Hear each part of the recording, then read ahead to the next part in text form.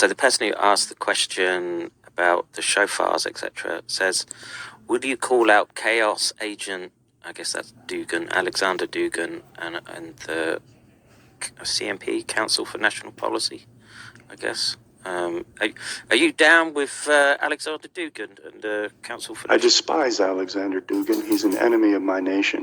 He's an enemy of the free world, in my view, and he's very well schooled in Kabbalah. So that's something that people often point to, that he's... And he was pushing that national Bolshevism.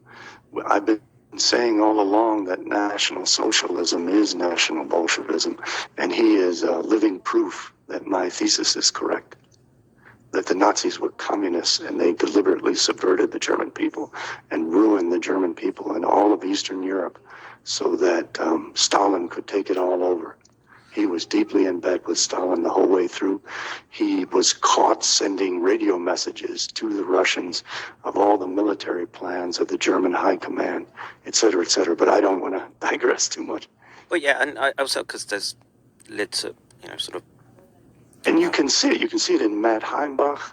You can see Nick Fuentes praising the Russians and communist Chinese while he talks about America first. You can see Ryan Dawson sucking up to Putin. The communists are very good at creating false fronts in other nations, which pretend to be nationalistic and patriotic, but which are in fact controlled by international communist forces.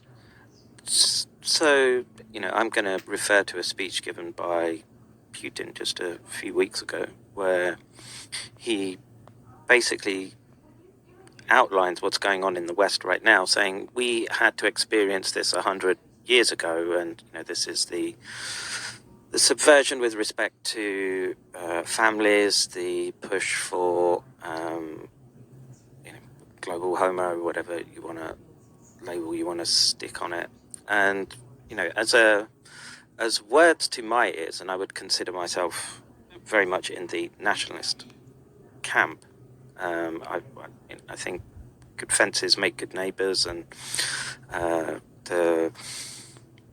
it's part of your inalienable rights that your country that you're part of, that you have lineage from. You've got ancestors that go back, that fought for that country, is a sacred.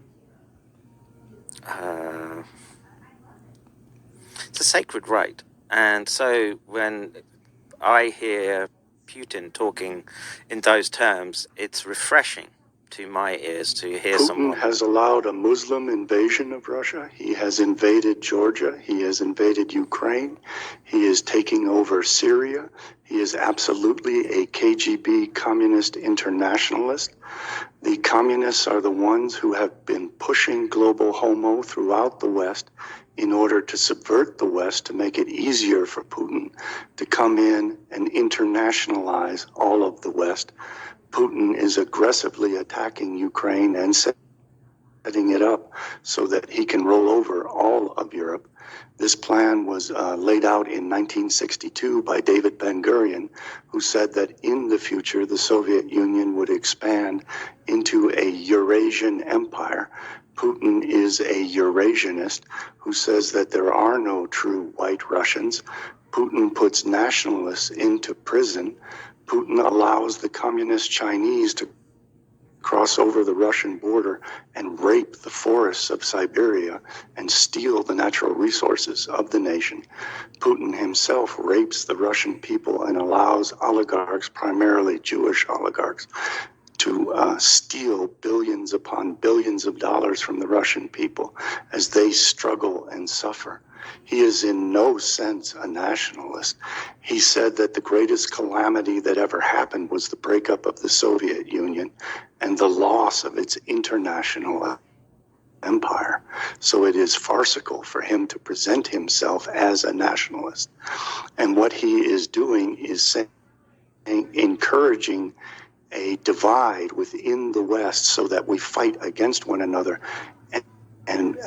institute a civil war in our societies so that we become weaker and enable the communist Chinese, the Koreans, and the Soviet Russians to ultimately overwhelm us.